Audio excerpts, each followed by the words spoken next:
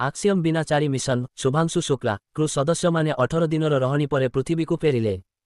ଆନ୍ତର୍ଜାତୀୟ ମହାକାଶ କେନ୍ଦ୍ରରେ 18 ଦିନ ବିତାଇବା ପରେ ଭାରତୀୟ ମହାକାଶଚାରୀ ଗ୍ରୁପ କ୍ୟାପ୍ଟେନ୍ ଶୁଭାଂଶୁ ଶୁକ୍ଲା ଏବଂ ତାଙ୍କର ଆକ୍ସିୟମ ମିଶନ 4 ବିନାଚାରୀ କ୍ରୁ ସଦସ୍ୟମାନେ ସୋମବାର ଜୁଲାଇ 14, 2025 ଦିନ ସ୍ପେସଏକ୍ସ ଡ୍ରାଗନ ଜାହାଜରେ କକ୍ଷପଥ ପ୍ରୟୋଗଶାଳାରୁ ପ୍ରସ୍ଥାନ କରିଥିଲେ। ଆକ୍ସିୟମ ବିନାଚାରୀ କ୍ରୁ ସଦସ୍ୟଙ୍କ ପୃଥିବୀକୁ ଫେରିବା ଯାତ୍ରା ଅପରାହ୍ନ 4:45ରେ ଆରମ୍ଭ ହୋଇଥିଲା ଯେତେବେଳେ ଡ୍ରାଗନର ହାରମୋନି ମଡ୍ୟୁଲର ଆଗମୁଖୀ ବନ୍ଦରରୁ ସ୍ୱୟଂଚାଳିତ ଭାବରେ ଅନଡକ୍ ହୋଇଥିଲା ଏବଂ ମଙ୍ଗଳବାର ଜୁଲାଇ 15, 2025 କାଲିଫର୍ଣ୍ଣିଆ ଉପକୂଳରେ ଏକ ସ୍ପାଶଡାଉନ୍ ସହିତ ଶେଷ ହେବ।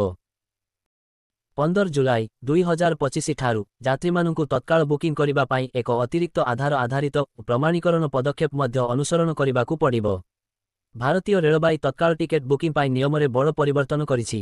15 ଜୁଲାଇ 2025 ଠାରୁ ବୁକିଂ କରିବା ପାଇଁ ୱେବସାଇଟ୍ କିମ୍ବାରେ ଆଧାର ପ୍ରମାଣୀକରଣ ଆବଶ୍ୟକ ହେବ। ଏହା ବ୍ୟତୀତ ଅନଲାଇନ୍ ତତ୍କାଳ ବୁକିଂ ପାଇଁ ମଧ୍ୟ ଆଧାର ନମ୍ବର ସହିତ ଲିଙ୍କ ହୋଇଥିବା ଆବଶ୍ୟକ ହେବ। ଏହି ପରିବର୍ତ୍ତନଗୁଡ଼ିକର ଉଦ୍ଦେଶ୍ୟ ହେଉଛି ଟିକେଟ୍ ବୁକିଂରେ ସ୍ୱଚ୍ଛତା ଆଣିବା ଏବଂ ଦଲାଲ କିମ୍ବା ନକଲି ଏଜେଣ୍ଟଙ୍କ ମନମାନି ବନ୍ଦ କରିବା। ଉତ୍ତର ଅନେକ ଥର ଦେଖାଯାଇଥିଲା ଯେ ତତ୍କାଳ ଟିକେଟ୍ ଆରମ୍ଭ ହେବା ମାତ୍ରେ କିଛି ମିନିଟ୍ ମଧ୍ୟରେ ବିକ୍ରି ହୋଇଯାଇଥିଲା କାରଣ ଦଲାଲ ଏବଂ ନକଲି ଏଜେଣ୍ଟମାନେ ସଫ୍ଟୱେର୍ କିମ୍ବା ଭୁଲ ପଦ୍ଧତି ମାଧ୍ୟମରେ ଟିକେଟ୍ ବୁକ୍ କରୁଥିଲେ। ଏହା ସାଧାରଣ ଯାତ୍ରୀଙ୍କ ପାଇଁ ଟିକେଟ୍ ପାଇବା କଷ୍ଟକର ହୋଇପଡ଼ୁଥିଲା। ଯେତେବେଳେ ଆପଣ ଟିକେଟ୍ ବୁକ୍ କରିବାକୁ ଯାଆନ୍ତି ଆପଣଙ୍କ ପଞ୍ଜୀକୃତ ମୋବାଇଲ ନମ୍ବରରେ ଏକ ଆସିବ। ଏହି ଦେବା ପରେ ହିଁ ଆପଣଙ୍କ ବୁକିଂ ନିଶ୍ଚିତ ହେବ। କାଉଣ୍ଟରରେ ସମାନ ପ୍ରକ୍ରିୟା ଅନୁସରଣ କରାଯିବ ଯେଉଁଠାରେ ଆପଣଙ୍କୁ ଆପଣଙ୍କର ଆଧାର ନମ୍ବର ଦେବାକୁ ପଡ଼ିବ ଏବଂ ଯାଞ୍ଚ କରିବାକୁ ପଡ଼ିବ। ଯଦି ଆପଣଙ୍କର ଆଧାର କାର୍ଡ ନାହିଁ ତେବେ ତତ୍କାଳ ଟିକେଟ୍ ବୁକ୍ କରିବା କଷ୍ଟକର ହୋଇପାରେ। ରେଳବାଇ ଦ୍ୱାରା ପ୍ରଦାନ କରାଯାଇଥିବା ସୂଚନାରେ ଆଧାର ବିନା ଟିକେଟ୍ ବୁକ୍ କରିବାର ଅନ୍ୟ କୌଣସି ପଦ୍ଧତି ଉଲ୍ଲେଖ କରାଯାଇ ନାହିଁ। ଏବେ କେବଳ ସାଧାରଣ ଯାତ୍ରୀମାନେ ପ୍ରଥମ 30 ମିନିଟ୍ ପାଇଁ ଟିକେଟ୍ ବୁକ୍ କରିପାରିବେ। ଏହା ସାଧାରଣ ଲୋକଙ୍କୁ ଟିକେଟ୍ ପାଇବାର ସମ୍ଭାବନା ବୃଦ୍ଧି କରିବ। ବାଂଲାଦେଶ ପ୍ରଧାନମନ୍ତ୍ରୀ ମୋଦିଙ୍କୁ 1000 କିଲୋ ଆମ୍ବ ପଠାଇଲା ୟୁନୁସ୍ ଆମ୍ବ କୂଟନୀତି ଜାରି ରଖିଛନ୍ତି ମମତାଙ୍କୁ ମଧ୍ୟ ହରିଭଙ୍ଗା ଆମ୍ବ ଉପହାର ଦେଇଛନ୍ତି। ବାଂଲାଦେଶର ଅନ୍ତରୀଣ ସରକାରଙ୍କ ମୁଖ୍ୟ ପ୍ରଫେସର ମହମ୍ମଦ ଜୁନୁସ୍ ଭାରତକୁ 1000 କିଲୋ ହରିଭଙ୍ଗା ପ୍ରକାରର ଆମ୍ବ ପଠାଇଛନ୍ତି। ଏଗୁଡ଼ିକୁ ପ୍ରଧାନମନ୍ତ୍ରୀ ମୋଦି ଭାରତୀୟ କୂଟନୀତିଜ୍ଞ ଏବଂ ଅନ୍ୟାନ୍ୟ ଅଧିକାରୀମାନଙ୍କୁ ଉପହାର ଦିଆଯିବ।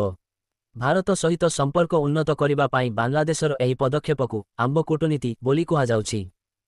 ଏହା ଅଧୀନରେ ଅନ୍ତରୀଣ ସରକାର କେବଳ କେନ୍ଦ୍ର ସରକାରଙ୍କୁ ନୁହେଁ ବରଂ ପଶ୍ଚିମବଙ୍ଗ ମୁଖ୍ୟମନ୍ତ୍ରୀ ମମତା ବାନାର୍ଜୀ ଏବଂ ତ୍ରିପୁରା ମୁଖ୍ୟମନ୍ତ୍ରୀ ମାଣିକ ସାହାଙ୍କୁ ମଧ୍ୟ ହରିଭଙ୍ଗା ଆମ୍ବ ପଠାଇଛନ୍ତି। ଏହି 300 କିଲୋ ଆମ୍ବକୁ ଟି ବାକ୍ସରେ ପ୍ୟାକ୍ କରାଯାଇଥିଲା ଏବଂ ଗୁରୁବାର ସନ୍ଧ୍ୟା ପ୍ରାୟ 5:15 ସମୟରେ ଆଖୌରା ସ୍ଥଳ ବନ୍ଦର ଦେଇ ପଠାଯାଇଥିଲା। ୟୁନୁସ୍ ଆମ୍ବ ପଠାଇବାର ପରମ୍ପରା ଜାରି ରଖିଥିଲେ। ବାଂଲାଦେଶୀ ଖବରକାଗଜ ଡେଲି ସଙ୍ଗ୍ରେ ପ୍ରକାଶିତ ଏକ ରିପୋର୍ଟ ଅନୁଯାୟୀ ବାଂଲାଦେଶ ହାଇକମିଶନର ଜଣେ ଅଧିକାରୀ କହିଛନ୍ତି ଯେ ଏହି ଆମ୍ବଗୁଡ଼ିକୁ ସଦ୍ଭାବନାର ପ୍ରତୀକ ଭାବରେ ପଠାଯାଇଛି।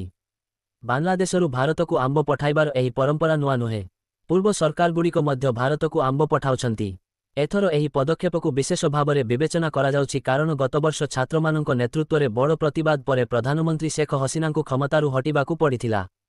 ତାଙ୍କ ପଦ ଛାଡ଼ିବା ପରେ ଭାରତ ଏବଂ ବାଂଲାଦେଶ ମଧ୍ୟରେ ସମ୍ପର୍କରେ କିଛି ଦୂରତା ଆସିଗଲା କାରଣ ହସିନାଙ୍କୁ ଭାରତର ନିକଟତର ବୋଲି ବିବେଚନା କରାଯାଉଥିଲା। ସେ ବର୍ଷ ଥିଲା 2008। ବିଶ୍ୱ ଅର୍ଥନୀତି ସଙ୍କଟରେ ଥିଲା। ଲେହମାନ ବ୍ରଦର୍ସ ଭଳି ବଡ଼ ନିବେଶ ବ୍ୟାଙ୍କଠାରୁ ଆରମ୍ଭ କରି ଜେନେରାଲ ମୋଟର୍ସ ଭଳି କମ୍ପାନୀ ପର୍ଯ୍ୟନ୍ତ ସମସ୍ତେ ବୁଡ଼ି ଯାଉଥିଲେ। ଏଲନ୍ ମସ୍କଙ୍କ ଇଲେକ୍ଟ୍ରିକ୍ ଯାନ କମ୍ପାନୀ ଟେସ୍ଲା ପ୍ରାରମ୍ଭିକ ପର୍ଯ୍ୟାୟରେ ଥିଲା। ମାନ୍ଦାବସ୍ଥା ଯୋଗୁଁ ପରିସ୍ଥିତି ଏତେ ଖରାପ ଥିଲା ଯେ ମସ୍କ ପ୍ରଥମ କାର ପାଇଁ ଗ୍ରାହକଙ୍କଠାରୁ ନେଇଥିବା ବୁକିଂ ରାଶି ମଧ୍ୟ ଖର୍ଚ୍ଚ କରିଦେଇଥିଲେ। କର୍ମଚାରୀମାନଙ୍କୁ ଦରମା ଦେବା ପାଇଁ ଟଙ୍କା ନଥିଲା। ସେ ନିଜର ଖର୍ଚ୍ଚ ପୂରଣ କରିବା ପାଇଁ ବ୍ୟକ୍ତିଗତ ଭାବରେ ଟଙ୍କା ଋଣ ନେଇଥିଲେ। ସେ ସମୟରେ ସେ ବହୁତ ଚାପରେ ରହୁଥିଲେ। ତାଙ୍କ ପ୍ରେମିକା ତଲୁଲା ରିଲେ ଏହି ଘଟଣାକୁ ମନେ ପକାଇ କହିଥିଲେ ସେ ନିଜ ସହିତ କଥାବାର୍ତ୍ତା କରିବା ଆରମ୍ଭ କରିଥିଲେ ହାତ ପ୍ରସାରିତ କରି ଜୋରରେ ଚିତ୍କାର କରୁଥିଲେ। ଅନେକ ଥର ସେ ଶୋଇବା ସମୟରେ ମଧ୍ୟ ଚିତ୍କାର କରୁଥିଲେ ଏବଂ ତାଳି ମାରୁଥିଲେ। ଲାଗୁଥିଲା ଯେ ତାଙ୍କୁ ଯେକୌଣସି ସମୟରେ ହୃଦଘାତ ହୋଇପାରେ। ଆଜି ଟେସ୍ଲା ବଜାର ମୂଲ୍ୟ ଦୃଷ୍ଟିରୁ ବିଶ୍ୱର ସବୁଠାରୁ ବଡ଼ ଇଲେକ୍ଟ୍ରିକ୍ ଯାନ କମ୍ପାନୀ। ଏହି କମ୍ପାନୀ ଏବେ ଭାରତରେ ମଧ୍ୟ ଏହାର ଶୋ ରୁମ୍ ଖୋଲିବାକୁ ଯାଉଛି। ଏହା 15 ଜୁଲାଇରେ ମୁମ୍ବାଇରେ